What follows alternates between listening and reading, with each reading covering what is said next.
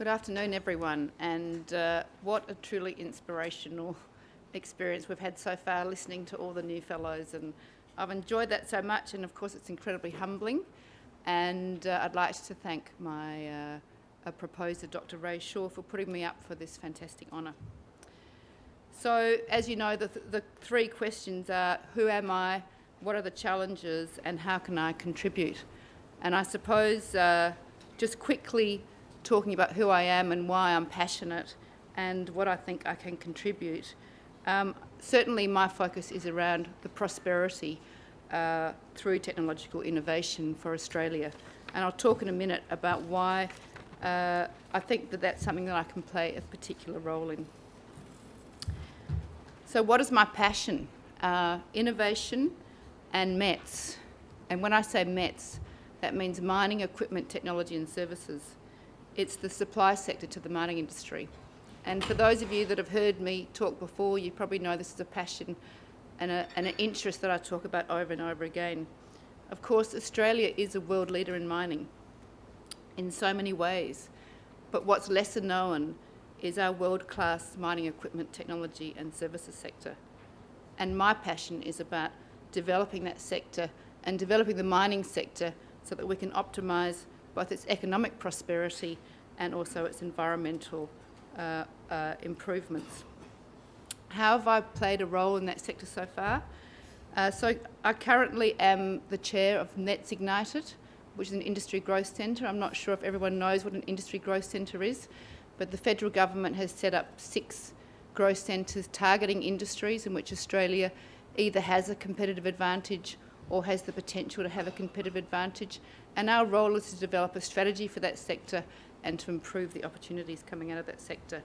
And that's been a very exciting and challenging journey so far, but some really great stuff coming out of that. Prior to that, I sat on the industry peak board for mining supply for 10 years, chairing it for 2 years. I've sat on the CSIRO Minerals Advisory Committee. I've sat on the Innovation Australia board, which was the board that provided advice to the federal government on innovation, and also monitored and supported a lot of the research and development programs for the federal government board. But one thing I'm particularly proud of is being the founder of SEEK, the Coalition for Eco-Efficient Comminution. Now, comminution, for those that don't know what it is the crushing and grinding of rocks. And it's estimated that that utilises 5% of all electricity in Australia and up to 3% of all electricity consumed globally. Why is that important? Because there was so much research being done on this very important area that wasn't being actually transferred into decision making in the mining industry. It sat with the technical people in mining companies, and it didn't get to the people on the boards who needed to understand what that information meant and what sort of decisions they could make. So we set up a not-for-profit whose pure role was to take the technical research, make sure it was published, and deliver it in a way, which in most cases is with a financial argument, to the boards and C-suite of the mining companies. So with 15 sponsors at $10,000 each at $150,000 a year, we have spread around and documented and published broadly a vast number of papers globally that I believe have made a difference in the world impact in electricity.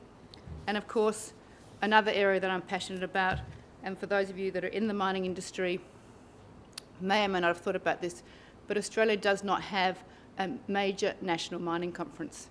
It seems pretty crazy in a country that's seen as a mining leader, but compared to a place like Canada, which has a conference that attracts 35,000 people, our major conference until very recently was in Kalgoorlie. It was called Diggers and Dealers, and if you got more than 2,000 people, you have to stay in a caravan. It's a fantastic fun event. There's lots of nighttime activities, relatively skimpy, but it's not the type of event that we want to use to showcase and engage in Australia's mining industry. So I've been very much a passionate supporter of setting up a national mining conference. So why the METS industry? I just want to talk about prosperity. Well, let's talk about where we really can make some major difference in Australia's prosperity. I just think it's important to explain to people how impactful this industry is. The mining supply industry is an industry that people don't know much about because the ABS has never measured it previously. It's sat in under light manufacturing, heavy engineering services. But when you actually pull the numbers together, the total value of the industry is an $86 billion sector for Australia. And of course, it's highly technical, it's got significant technology, and it certainly leverages our mining industry. You can see it there in comparison to some of our other industries. Food and agriculture at $54 billion, energy resources at $42 billion, medtech and pharma at $4 billion. So this is an industry, if we can really leverage it, not only does it improve our prosperity, but it also leverages through to our mining industry and improves their prosperity and their footprint, environmental footprint as well. Another couple of statistics that I'm very passionate about. You can see that that industry at its peak was $128 billion in gross value added. But actually, this is the employment numbers. In fact, the mets industry has doubled over a 10-year period and exports $20 billion. And you can see there, in fact, that the production numbers continue to remain relatively high. So what can I do in this industry? How can I help develop this industry and improve Australia's prosperity? Well, I think everyone recognises that one of the complexities and difficulties in the Australian economic environment is bringing together academia, industry and government. And to me, that triple helix, that's the role of our growth centre, to make sure that our research community about mining is prioritised and focused, and that we've brought industry and government within that. And we're working on some really exciting opportunities, including setting up a centre of excellence in automation and robotics with 3 major first-tier companies in Perth, and then spreading that out nationally under the Growth Centre.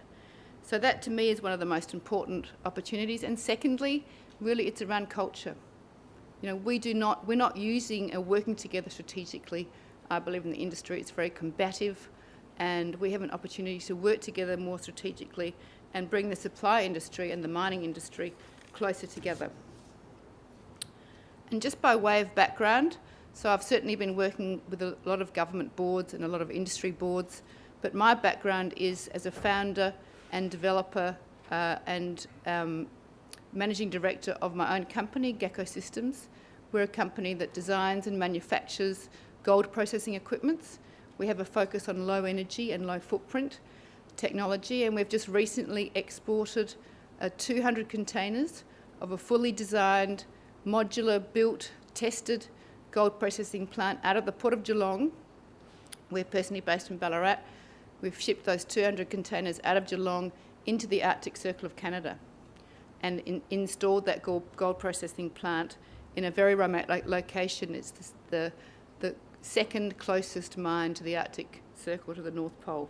So that's my background. That's one of the areas I come back from. But what are the areas that I really feel that I can contribute to ATSE? Of course, I'm passionate about exactly the purpose of ATSE. You know, growing prosperity, improving STEM skills, and bringing together the triple helix: industry, academia, and government. But I'm also passionate about bringing students and resources to the digital sector of the economy, Industry 4.0, and that's certainly one of the roles we're doing in Mets Ignited, improving the uptake and provision of graduate and researchers and their involvement in business programs. Of course, I'm passionate about advancing gender equity and diversity for social inclusion. And last but not least, I really want to improve and facilitate our skills in collaboration, commercialisation and technology transfer. And certainly working with people and bringing people together and using, you know, experiences like the design thinking, which I know that Oricon is so passionate about, for example. I think these are some of the processes and ways we can move together and bring that triple helix to play in the Australian economy and for the benefit of our future. Thank you very much.